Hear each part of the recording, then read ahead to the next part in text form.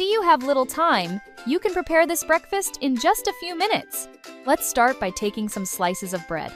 Spread butter to taste, spreading it well to ensure that golden and special flavor when the bread is toasted. After that, place the slices in a frying pan and let them toast slowly. While the bread gets that golden color, let's prepare the sausage. Take some sausages and carefully cut them in half, like this.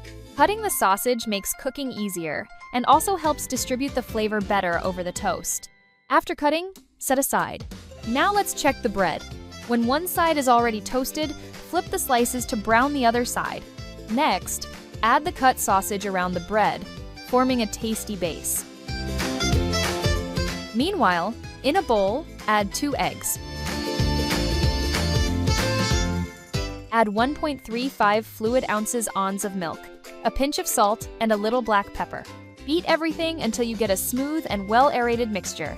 Milk helps make the omelet softer and smoother. Mixture ready.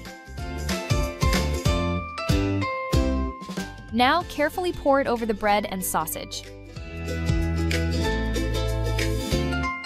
Cover the frying pan and let it cook for a few minutes, allowing the egg to set slightly and wrap the whole toast with flavor.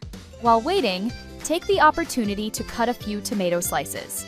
Tomato brings a fresh touch and balances the flavor of the recipe, besides making the dish look more beautiful. With the base already firm, add the tomato slices on top of the toast. Now it's time to make it even more delicious. Place mozzarella slices on top to add that special touch of melted cheese. Cover the frying pan again and wait for the cheese to slowly melt, creating a creamy and flavorful layer. To finish, add chopped parsley on top, bringing aroma and a touch of freshness to the recipe.